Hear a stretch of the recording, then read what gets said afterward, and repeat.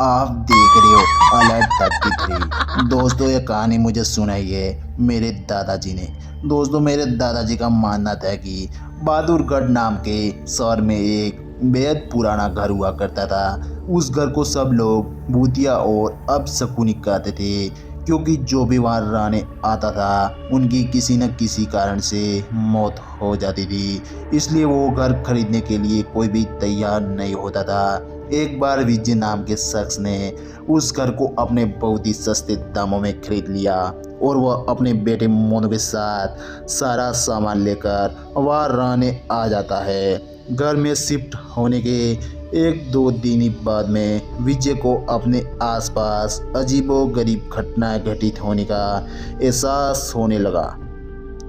पहले तो वह इसे नज़रअंदाज करता रहा, लेकिन जब उसे घर में किसी की मौजूदगी का एहसास होने लगा तो वह सतर्क हो गया। एक दिन मोनू दौड़ता हुआ विजय के पास आया और कहने लगा कि वॉशरूम में पानी अचानक से बंद हो गया है और उसने वहाँ सफ़ेद कपड़े में एक औरत को देखा है। इतना कहते मोनू अचानक से चुप हो जाता है और विजय की ओर अंगुली दिखाते हुए कहने लगा, पापा वो औरत आपके पीछे खड़ी है। इतना कहकर मोनू ने डर से चीख निकाली। विजय मोनू को गोद में उठाकर उसी वक्त घर से बाहर निकल गया। मोनू बहुत समझ गया था, तो उसका डर भगाने के लिए विजय ने उसके लिए एक कुत्ता खरीदा और उस कुत्ते के साथ लेकर तीनों घर वापस आ जाते हैं। एक रात बहुत तेज़ बारिश हो रही थी और जब अचानक घर में बिजली चली जाती है, विजय ने घर से जाकर देखा तो आसपास के सभी घरों में बिजली थी सिवाय उनके घर के। तो उसे लगा कि जरूर पावर सप्लाई में कुछ गड़बड़ी हुई होगी। इतने में विजय को मोनू के जोर से चिल्लाने की फिर से आवाज़ सुनाई देती है। विजय दौड़ता हुआ टॉर्च को लेकर उसके पास जाता है। मोनू को दोबारा से घर में वह औरत दिखाई देती है। मोनू सहमा देखकर विजय उसे अपने साथ बिजली ठीक करने के लिए पावर हाउस ले जाता है। उनका कुत्ता भी यहाँ वहाँ देखते हुए जोर जोर से भौंकने लगता है।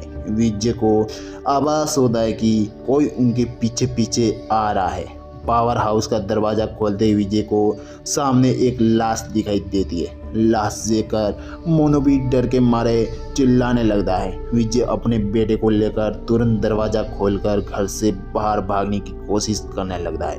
घर से बाहर निकलते हुए अचानक विजय का पाँव दरवाजे के पास बनी लकड़ी की सीढ़ियों में फंस जाता है और वह बहुत कोशिश करने पर भी वो पाँव बाहर नहीं निकाल पाता। मोनू अपने पापा को बाहर खींचने की कोशिश करता है, लेकिन काफ़ी प्रयास करने पर भी वह विजय को बाहर नहीं निकाल पाता। कोई उपाय न सूझने पर मोनू अपने कुत्ते को लेकर वापस घर के अंदर चला जाता है और दरवाज़ा खुद ब खुद बंद हो जाता है। वहाँ विजय भी करीब 15 मिनट तक मशक्क़त करने के बाद अपना पाँव बाहर निकालने में सफल हो जाता है। विजय दौड़ता हुआ घर के अंदर जाता है और चारों ओर मोनू की तलाश करने लगता है, लेकिन उसे ना तो मोनू और ना ही कुत्ते का कुछ पता चल रहा था। बहुत ढूंढने पर भी जब दोनों नहीं मिलते तो विजय हार मान लेता है और उनके दोबारा मिलने की आस में वह वहीं पे ढूंढने लगता है। कुछ दिनों बाद विजय बिजली की लाइन को ठीक करने के लिए एक इलेक्ट्रीशियन को बुलाता है, लेकिन घर में दाखिल होने से पहले ही वह दरवाजे से उल्टे पैर भागने लगता है। विजय के पूछने पर वह कहता है कि आपके घर में एक औरत है, एक औरत का साया रहता है, एक बच्चा और एक कुत्ते का भी भूत दिखाई दे रहा है। इलेक्ट्रीशियन की बात सुनकर विजय उदास हो जाता है। उसे एहसास हो जाता है कि अब उसका बेटा कभी लौटकर वापस नहीं आएगा, जिसके बाद विजय वो घर छोड़कर चला जाता है और कभी वो घर की तरफ मोड़ के नहीं देखता। विजय को इस गलती का एहसास होता है कि आखिर में मैंने सस्ते दामों के चक्कर में ना पड़ते हुए इस घर को ना खरीदा होता तो शायद आज मेरा बेटा जिंदा होता। आज मेरी ही गलती के कारण मैंने अपने हाथों से अपने बेटे का कत्ल कर दिया।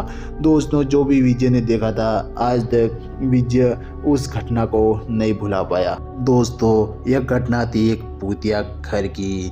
दोस्तों हम इस कहानी का कोई दावा पेश नहीं करते। दोस्तों हम आपसे एक रिक्वेस्ट करना चाहेंगे, अगर आपके साथ भी ऐसी कोई टेररिज्म घटना घटित होती है तो आप अलर्ट 33 पर ज़रूर से बताइएगा, ताकि हम वीडियो के माध्यम से ऑडियंस को बताएंगे कि हकीकत में भी ऐसा कुछ होता है या फिर ये सब बातें काल्पनिक है। आप तब तक बने रहिए अलर्ट 33 पर।